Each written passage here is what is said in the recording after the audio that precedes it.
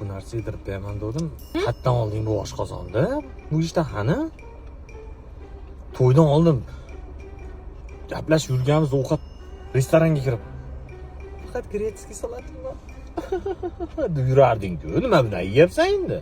To'ydan oldin edi, uylanib bo'ldingiz. Voy! Bu onalarning hepsi aytishadi, makiyajga qarab qiz tanlama. Tavba qildim.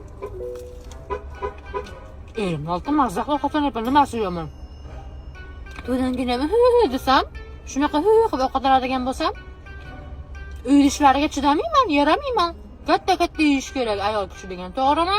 To'g'rimi qizlar katta yeyinglar. Mana 5 barbog'ni ham san zakaz qildingmi? Ты такой дерзкий, как Пуляревский. Да,